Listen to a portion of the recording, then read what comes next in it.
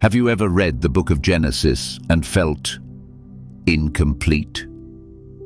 I'm not talking about a lack of faith or a failure to understand its poetry. I'm talking about a deeper, more unsettling feeling. The feeling you get when you're watching a film, and just as the most critical scene begins, the screen flickers and jumps ahead, leaving you with a jarring gap in the story. You still understand the plot. You still know how it ends. But you're haunted by the missing frames, by the unshakable sense that the most important truth was hidden in that brief moment of darkness. We read about Adam and Eve, and we're told they were the first. But we're never truly told what they were the first of. We're shown a garden, a serpent, and a choice. But the serpent's origin and motive are treated like a footnote in a cosmic drama that had clearly been raging long before humanity took its first breath. We're told Cain, banished for murder, wandered to the land of Nod and took a wife, but we're never told who her people were, as if an entire civilization existed just off camera, waiting for its cue. We read of patriarchs living for nearly a millennium, their lifespans stretching across centuries with no explanation, as if time itself operated under a different set of laws. Then, suddenly, those laws change. We read of the sons of God descending and taking human wives, fathering a race of giants, an event so reality-shattering it triggers a world-destroying flood. Yet this story, arguably the most profound intrusion of the divine into the human realm, is condensed into a few cryptic verses, a hushed report on a war that shaped our very existence for generations. We've been taught to smooth over these gaps. We call them mysteries of faith. We call them allegories. We are told that asking too many questions is a sign of a weak spirit.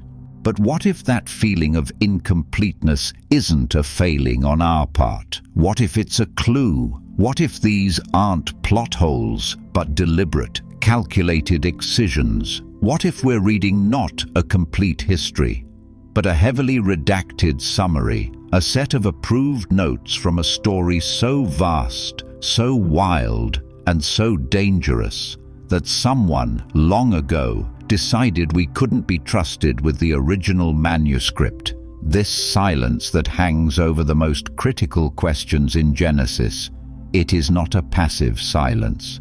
It's not the quiet emptiness of a story that was never told. It is an active, deafening silence. It's the kind of quiet that falls over a room when a powerful figure has just issued a command to never speak of a certain matter again. It is the silence of redaction, the silence of censorship. Let's think like investigators for a moment. In any investigation, the evidence that has been deliberately removed is often more revealing than the evidence left behind. The erased tape, the shredded document, the sanitized crime scene, these things don't just hide the truth, they scream that a truth existed and that someone feared it. The gaps in Genesis have that same energy. They feel like carefully cut frames in a film, removed by a cautious editor who knew the footage was too explosive, too paradigm-shifting for the intended audience. This wasn't a gentle fading of memory over time. This was a decision. A choice was made to present a simplified, controlled version of our origin story. A version that raises questions but provides just enough answers to keep us from looking too deeply. A version that gives us a neat, linear progression from creation to covenant, while carefully excising the chaotic, terrifying, and cosmic backstory that underpins it all. They left us the building, but they bricked up the most important rooms. They gave us the map, but they erased the sea monsters and the warnings of "Here be dragons." And for centuries, that was enough. But the walls of that silence are beginning to crack. The truth, buried under layers of tradition and doctrine, was never truly dead. It was merely sleeping. And as we stand here today, at this precise moment in history, we have been given a unique opportunity, a chance to hear the echoes from those sealed rooms, to see the outlines of the monsters on that erased map. We are about to embark on a journey to find the missing scenes, to listen to the witness who was silenced. Because in a few moments, we will begin to unseal a story that was written not just before the Bible was compiled, but a story that claims to be older in its authority than Adam himself. The answers we seek are not found by rereading the familiar pages. Rearranging the furniture in the approved rooms will not reveal the secrets of the sealed chambers. To find what was lost, we must listen for a voice that comes from outside the walls of canon. We must listen for a whisper, and for nearly 2,000 years, that whisper has had a name: the Book of Jubilees. For most of the world, that name means nothing. It sounds like a footnote, a piece of obscure apocrypha, easily dismissed. But this is precisely the narrative the gatekeepers of history have wanted us to believe. They have framed Jubilees as a curious relic, a piece of ancient religious fan fiction. But to the people who lived in the time of Christ and the centuries before, this book was no mere relic. It was a pillar of their understanding of reality. It has another, more revealing name: the Little Genesis. Think about that. Not an alternative to Genesis, but a companion, a version that fills in the blanks, connects the dots, and explains the cryptic passages that have puzzled theologians for centuries. It presents itself not as a contradiction, but as a restoration.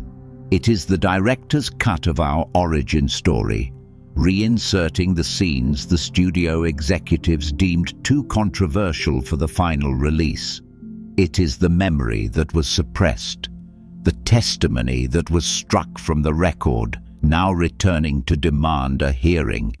And what it has to say will not just add to the story you know, it will fundamentally restructure it. It will take the foundation of your understanding and reveal that it rests upon an even older, deeper, and far more turbulent history. The first and deepest crack that Jubilees hammers into the wall of conventional history is found in the very fabric of reality time. The Book of Genesis establishes the rhythm of 7 days. It's a foundational pattern, the heartbeat of the creation week. But then, it falls curiously silent on how that weekly rhythm fits into a larger, coherent system. It mentions months and seasons, but it provides no overarching blueprint, no divine calendar. It gives us the notes, but not the symphony. For centuries, humanity has filled that silence with its own systems, most notably calendars based on the shifting, imperfect cycles of the moon. They are functional, but they are man-made. They drift. They require constant correction. They are, in a word, chaotic.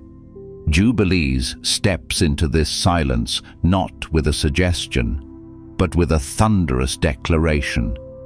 It asserts that from the very 4th day of creation, God did not just create the sun and moon as celestial lamps. He established a perfect, unchangeable, and eternally binding solar calendar, a calendar of 364 days. Stop and think about the mathematical perfection of that number. 364 is perfectly divisible by 7. It yields exactly 52 weeks, not 52 weeks and a day, not 52 weeks and a fraction, exactly 52. This means that under this divine system, the calendar is eternally consistent. The first day of the year is always the same day of the week. The feasts and festivals, the holy convocations, never drift. They fall on the exact same day, in the exact same week, every single year, locked into a perfect, symmetrical harmony. It is not a clock that needs to be reset. It is the very rhythm of the universe, the metronome of heaven, woven into the warp and woof of creation.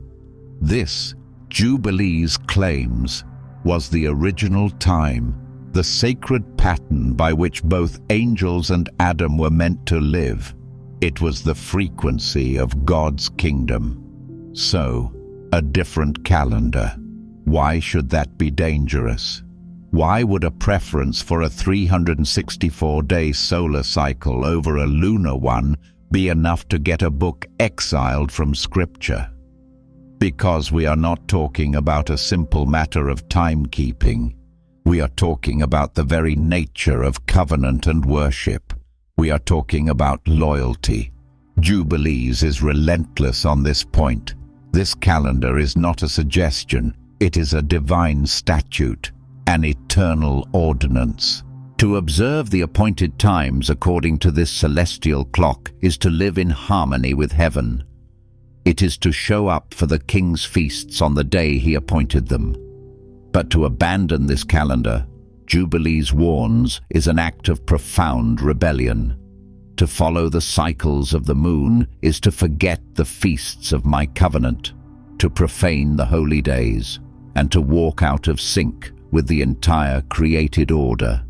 It is, in essence, to show up for the royal banquet on the wrong day, guided by a foreign clock. Now, do you see the threat? This isn't a gentle critique, it's a doctrinal earthquake. It implies that the very liturgical calendars used for millennia by mainstream Judaism and, by extension, much of Christianity calendars heavily influenced by lunar cycles adopted during periods of cultural assimilation like the Babylonian exile are fundamentally flawed. It suggests that the entire rhythm of worship practiced by billions of people may be built upon a foundational act of forgetting, a deviation from the original divine blueprint. This is a truth that doesn't just add information, it demands a verdict.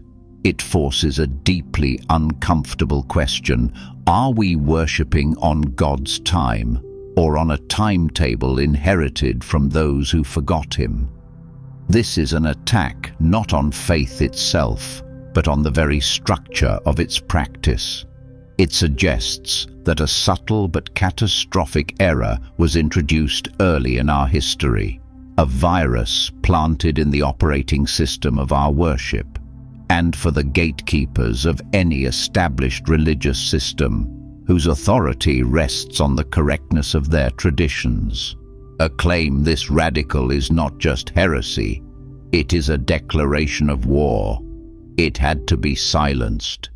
If the theft of time was the foundational crack Jubilees created, the next revelation is the one that shatters the wall completely. It takes one of the most bizarre and glossed-over passages in the entire Bible and transforms it from a historical curiosity into the central trauma of the pre-flood world. You know the passage, Genesis, chapter 6. In just 4 verses, it drops a reality-bending bombshell and then moves on as if nothing happened. It speaks of the sons of God who saw the daughters of men, took them as wives, and produced a terrifying offspring, the Nephilim, the mighty men who were of old, men of renown.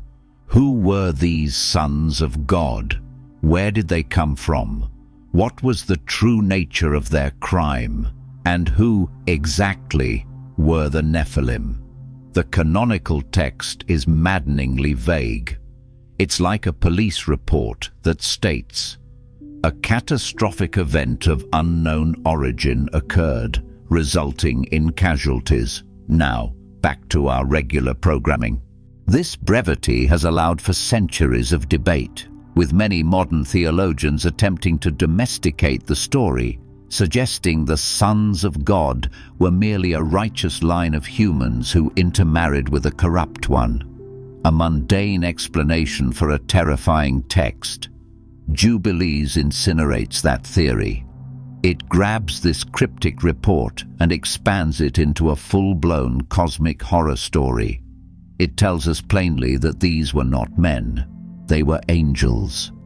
Specifically, a class of angels known as the Watchers, dispatched from the high heavens to the early earth with a sacred mission to instruct the fledgling human race in righteousness and order.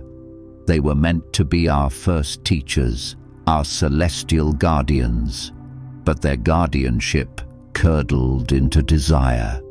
Jubilees recounts how they began to lust after human women, abandoning their heavenly station and their holy task. This was not a simple sin of the flesh. It was an act of cosmic treason. They made a pact, a sworn conspiracy, to defile themselves and, in doing so, to corrupt the very genetic and spiritual code of humanity. They didn't just break a rule, they breached the dimensional barrier between heaven and earth, unleashing a force that creation was never meant to contain. Why was this story this detailed? Terrifying account scrubbed from the record, reduced to a few cryptic lines. Why did the gatekeepers of Scripture choose to obscure this monumental event? Because to tell the full story of the Watchers is to admit to three unbearable truths that completely destabilize the simple, sanitized narrative of human sin. First, it forces us to confront that the origin of evil on earth is not exclusively human. The traditional story is neat. God created a perfect world. Angels were in their heaven, and then a man and a woman made a bad choice in a garden. The blame is squarely on us. But the Watcher narrative complicates everything. It reveals a second, and arguably more devastating, fall. It shows that evil was not just whispered into a human ear by a serpent. It was actively imported, injected into the world through a heavenly mutiny. It suggests that humanity was not just tempted, it was contaminated by a superior power. This doesn't absolve Adam's sin, but it places it within the context of a much larger, older war. Second, it redefines the Great Flood. In the simplified story, the flood is a punishment for human wickedness alone. It's a tragic but straightforward divine reset.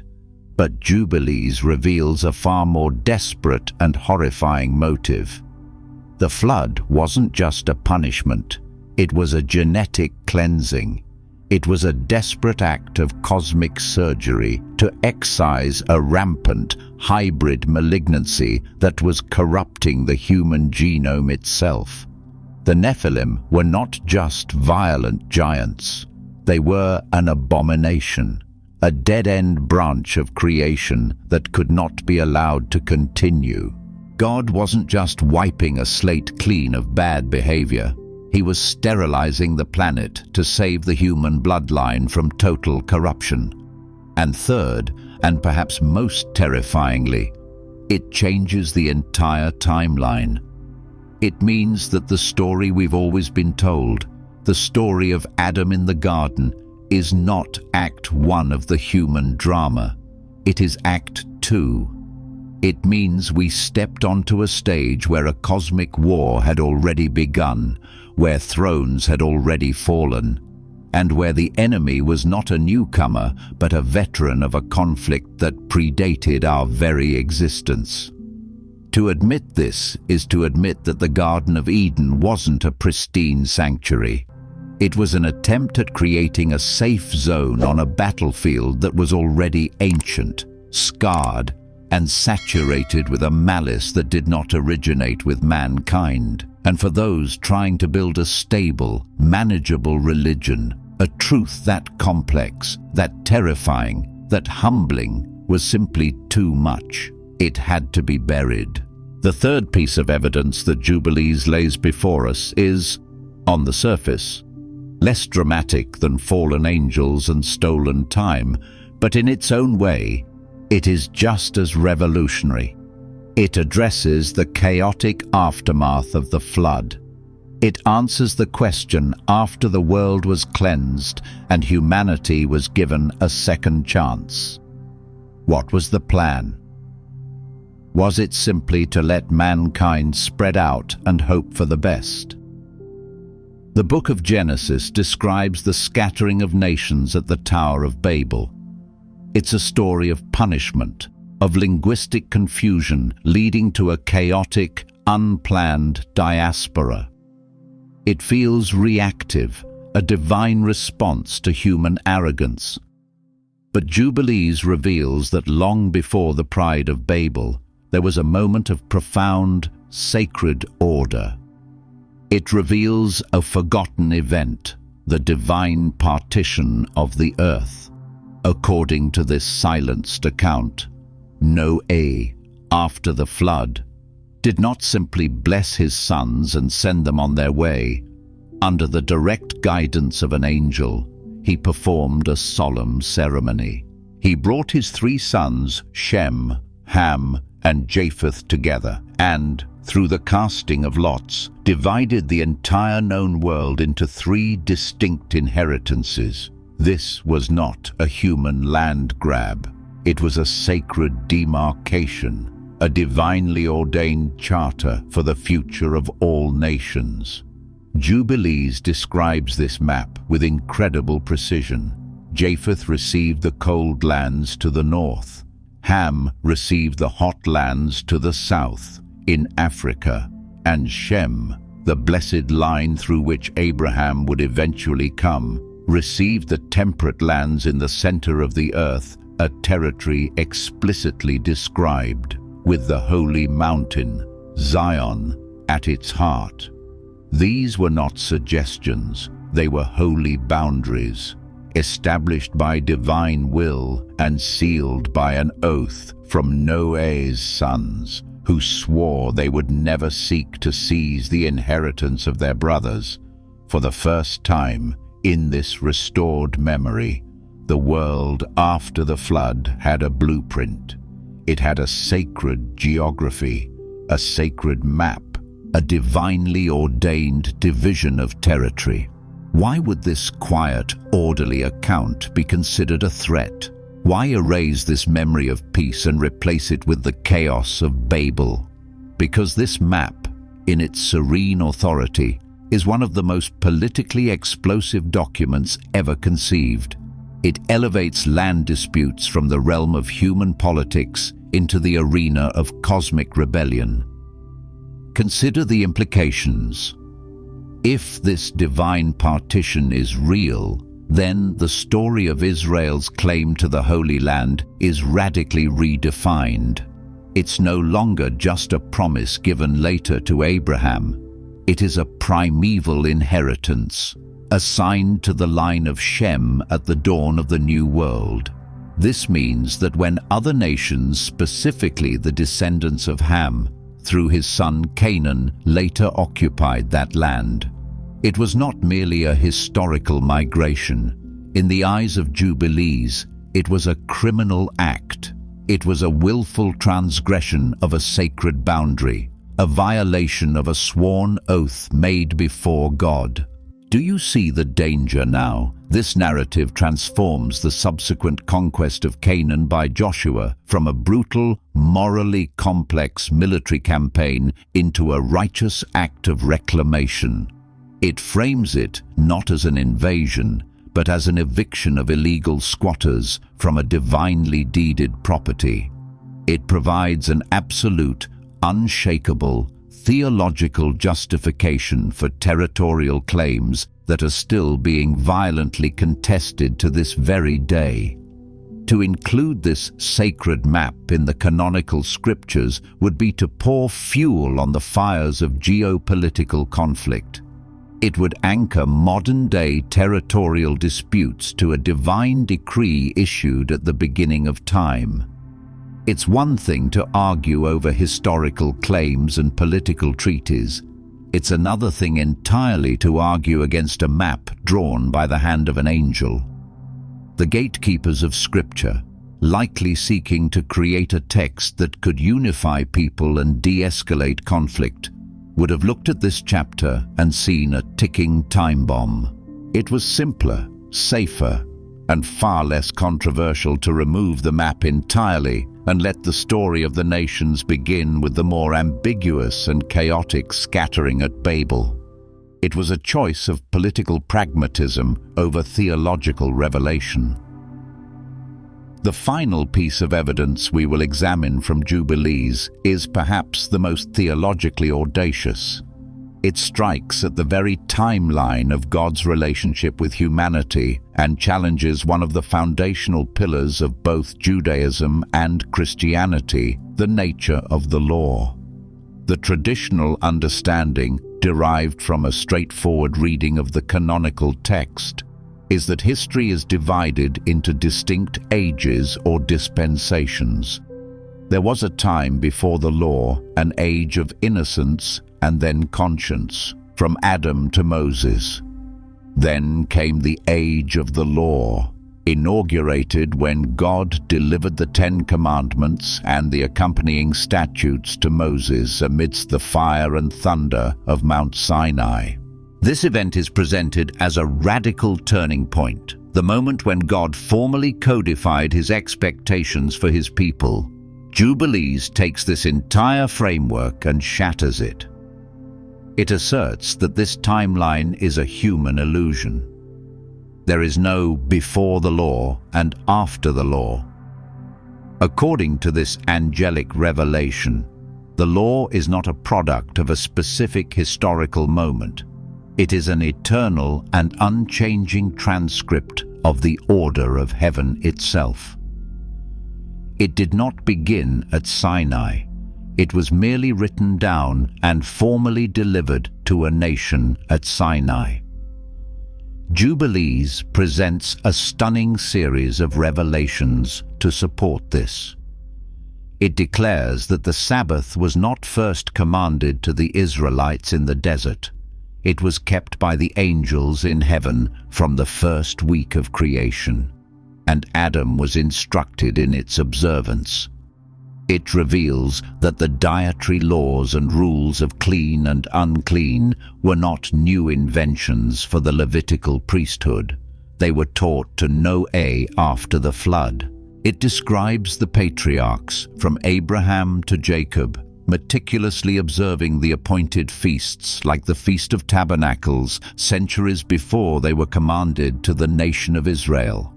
The law wasn't given, it was simply reaffirmed. It was a memory being restored, not a new code being implemented. Why is this idea, the idea of an eternal, pre-existing law, so dangerous? It seems at first glance like a minor theological adjustment.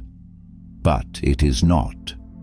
It is a fundamental rewiring of our understanding of sin, righteousness, and the very character of God. To accept the testimony of Jubilees on this point is to accept a far more demanding and sobering version of spiritual reality. First, it completely eliminates any concept of a moral gray area in early human history. If the law is eternal, then there was no age of innocence where humanity could claim ignorance. It means that when Cain murdered Abel, he wasn't just committing an act of jealousy, he was knowingly violating a timeless, heavenly statute against the shedding of innocent blood. When the generation of the flood descended into violence and corruption, They weren't just being wicked, they were trampling on a known standard of divine righteousness. It makes the sins of the ancient world infinitely more severe. It recasts the early patriarchs not as primitive figures learning morality from scratch, but as men actively striving and often failing to live up to a holy standard that had always existed. Second, it radically challenges the entire structure of covenants as they are traditionally understood. The neat progression from an Adamic covenant to a Noahic, Abrahamic, and finally Mosaic covenant is thrown into question. Jubilees suggests that these were not new sets of rules, but rather different stages of revealing and reaffirming the one eternal law that underpins them all. This makes God's standard terrifyingly consistent. He does not change the rules from age to age. The standard for holiness that applied to the angels in heaven was the same standard that applied to Adam in the garden and to Israel at the foot of Sinai. This truth is profoundly unsettling. It removes the comfort of historical distance. It erases the idea that God somehow graded on a curve before Moses. For the gatekeepers trying to construct a clear, progressive, and manageable history of salvation, this concept was pure chaos. It blurred all the neat lines they had drawn between the ages. It made God's judgment seem harsher, and humanity's fall seem even more catastrophic. It was far easier to present the law as a new development at Sinai, a fresh start for a chosen people, than to admit the terrifying truth that its holy light had been shining since the beginning, and that humanity had been willingly living in its shadow all along. The story had to be simplified. The eternal had to be made historical. So, the evidence is on the table. A stolen calendar that governs reality. A hidden cosmic war that redefines the origin of evil. A sacred map that transforms politics into prophecy. An eternal law that obliterates the neat timelines of history. The testimony of our silenced witness, the Book of Jubilees, is overwhelming. It paints a picture of our origins that is richer, deeper, more complex, and frankly, far more terrifying than the one we have been given. And this brings us to the most uncomfortable phase of any investigation. We have examined the evidence. Now we must ask the question that hangs heavy in the air. A truth this powerful, this foundational, doesn't just vanish by accident. A memory this profound isn't simply forgotten through the gentle passage of time. It was made to disappear. It was suppressed. But by whom? Who possessed the authority to elevate certain books to the status of Holy Scripture while demoting others to the shadows of Apocrypha? Who had the power to stand at the crossroads of history and act as a gatekeeper, deciding which streams of tradition would flow into the river of mainstream faith and which would be diverted into the desert to die? This wasn't the work of a single villain in a dark room. It was the work of a system, a series of committees, councils, and schools of thought, all making decisions over centuries, convinced that they were protecting their flock from a truth they believed was too wild, too dangerous, and too disruptive to control.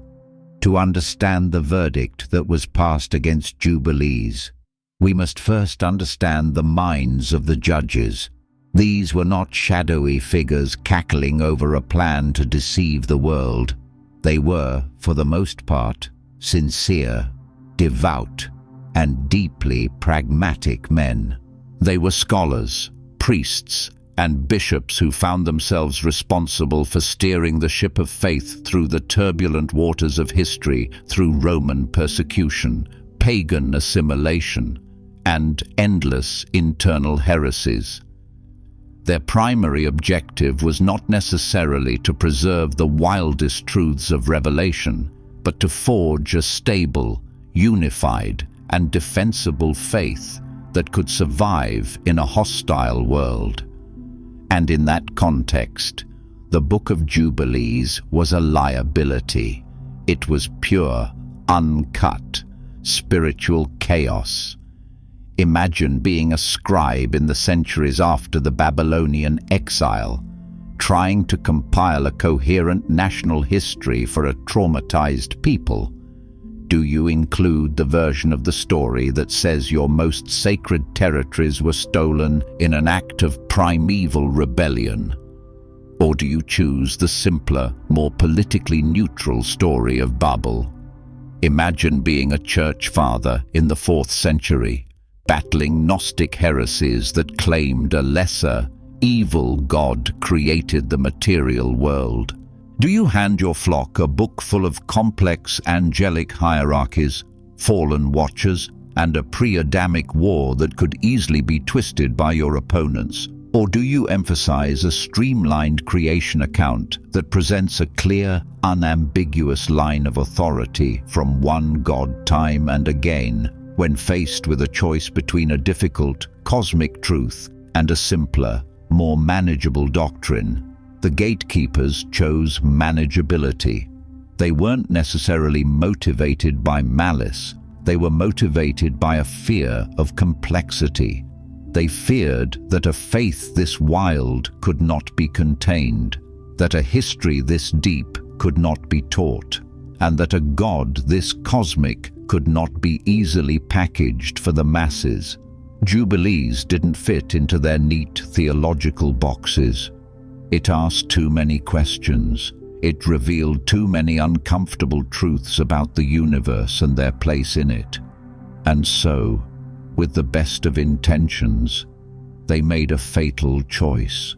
They chose order over truth. They chose control over revelation. They didn't burn the book. They simply, quietly, respectfully, left it outside the gates of the canon and shut the door. And we, living thousands of years later, are the direct inheritors of that choice. The silence they curated has become the air we breathe. We have been raised on a faith that has been carefully edited for our safety and comfort. But what is the legacy of this curated silence? What is the long-term cost of choosing order over truth? The result is a faith that is, for many, spiritually malnourished.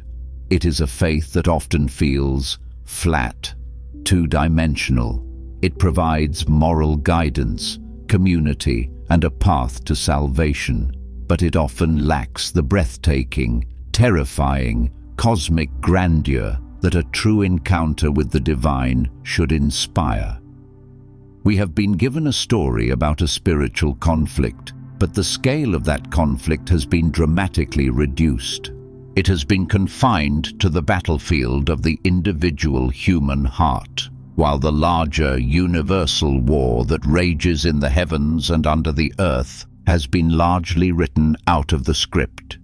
We are like soldiers who have been told we are fighting a small, localized skirmish, when in reality, we are standing on the front lines of a galactic war. We feel a profound sense of spiritual hunger, a nagging feeling that there must be more to the story, but we don't know why. We read the Bible and sense its power, but we also sense the gaps, the missing context. We feel like we are missing inside jokes that the prophets and apostles all seemed to understand. We wonder why our own spiritual experience so often feels less vibrant, less immediate than what we read on the page. And this is the legacy of the silence. That feeling of deficiency may not be a personal failure.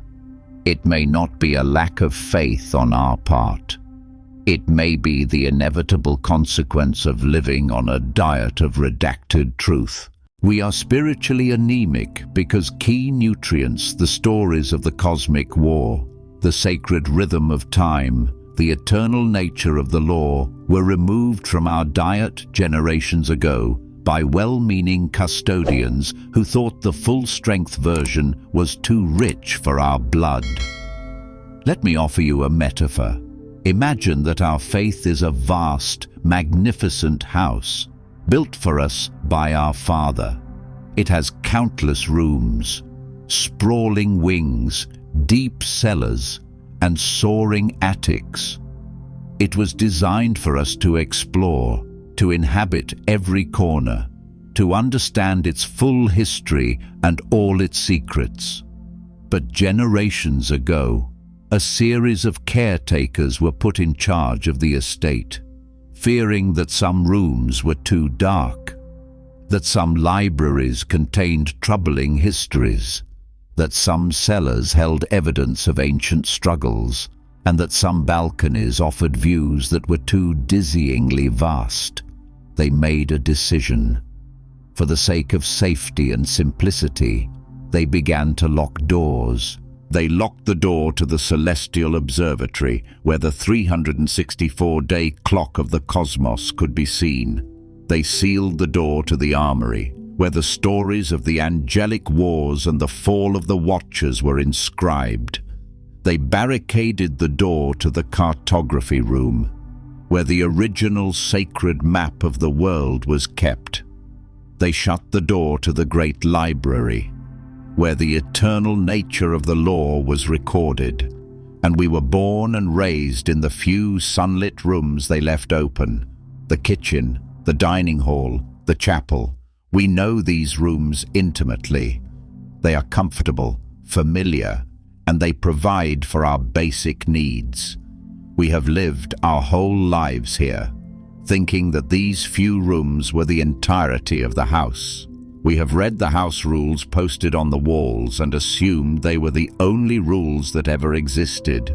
We are grateful for the shelter, but we cannot shake the feeling of a faint draft coming from under the sealed doors, a muffled sound from a distant wing, a sense that the house is far, far larger than we have been led to believe. And the truth is, we are not living in the house our Father built. We are living in the heavily renovated, downsized and safety-inspected version that the caretakers have deemed appropriate for us. But the story does not end there, with us living forever in our few approved rooms. Because a truth that is sealed is not the same as a truth that is destroyed. A memory that is suppressed can, under the right conditions, reawaken. And in the middle of the 20th century, in a series of caves carved into the limestone cliffs overlooking the Dead Sea, a young Bedouin shepherd, searching for a lost goat, threw a rock, and with the sound of shattering pottery, he broke open a silence that had lasted for nearly 1900 years. The discovery of the Dead Sea Scrolls was more than the greatest archaeological find of the century. It was a theological earthquake. It was a resurrection. From the dry, stable climate of the Judean desert, a library from the time of Christ emerged into the light of the modern world, perfectly preserved. And this library was not the curated, streamlined collection that the gatekeepers had passed down to us. This was the wild, untamed, unabridged library of the purists at Qumran. This was the library before the censorship, and there, among the oldest known copies of the canonical books of the Bible, was their silenced witness, multiple copies of the Book of Enoch, fragments of other lost texts, and, most importantly for our investigation, numerous well-preserved manuscripts of the Book of Jubilees. This discovery was a direct physical refutation of the silence. It was tangible proof that the stories we have been examining were not the fantasies of a later age. They were the bedrock of belief for a devout community living and breathing the air of the biblical world. The gatekeepers had locked the doors from the inside, but in those caves, archaeologists found a set of the original blueprints. The memory was not dead. The voice was not gone. The caretakers had lost control of the narrative. For the first time in millennia, the key to one of the locked rooms had been found. And that brings us to now, to this moment. All the history, all the conspiracy, all the evidence, it all leads to you, sitting here, listening to this. For centuries, access to this knowledge was the privilege of a select few, the scribe, the scholar, the monk in a guarded library. The rest of humanity had to take their word for it. We were told which rooms in the house were safe to enter, and we had no choice but to obey. That era is over. The discovery of texts like the Dead Sea Scrolls, combined with the power of the internet and the free flow of information, has triggered a revolution. For the first time in history, the keys to the locked rooms are no longer in the hands of the caretakers. They are in your hands. You no longer need a priest's permission, a scholar's approval, or a council's decree to read these texts for yourself. The silenced witness is no longer in a sealed cave. It is a click away. My role in this is not to tell you what you must believe. It is not to demand that you abandon the rooms you have always known and loved. My role is simply that of a guide who has led you down a dark, forgotten hallway in the great house of faith and has stopped before a heavy, bolted door, a door you were never told existed. My role is to show you the dust, the chains, and the ancient keyhole. My role is to tell you that a key now exists and to place it in your hand. The choice of what to do next belongs entirely to you. You can turn around, walk back to the familiar sunlit rooms, and try to forget this hallway and this door ever existed. Many do. It is the safer, more comfortable path. Or you can take the key. You can face the dust and the darkness. You can have the courage to turn the lock and face whatever truth lies waiting on the other side. The decision you make in this moment is more significant than you might realize, because pressing the play button on a video like this is not a passive act of consumption. It is an act of participation. By seeking out this knowledge, you are casting a vote. You are signaling that the age of curated truth is over. You are joining a quiet but rapidly growing movement of spiritual archaeologists, narrative detectives, and seekers who are no longer content with the official tour of the house. We are the ones who are willing to check the locked doors. And so, this is not the end of a mystery. It is the end of the introduction to a mystery. What we have done today is simply establish the crime scene, identify the silenced witness, and present the first few pieces of staggering evidence. We have opened the first file in a case that spans millennia, but there are other files, other witnesses, other rooms. The Book of Jubilees is not the only voice that was silenced. There is the Book of Enoch, which Jubilees itself references, a text that takes you directly into the throne room of God and the celestial courts. There are other fragments, other traditions, other memories that have been preserved in the margins of history. To step through this first door is to find yourself in a corridor that leads to countless others. It is to begin a journey from an inherited faith, a faith you received, to an awakened faith. a faith you actively discover and reclaim for yourself. It is a journey from accepting the answers to having the courage to ask the questions. For 2,000 years, the gatekeepers held the keys. They built the walls, they enforced the silence, and they told us what to believe. Their era has ended. The tombs have been opened. The scrolls have been unsealed. The silenced voice is not just whispering anymore. It is beginning to roar. Welcome to the uncensored truth. Your investigation has just begun.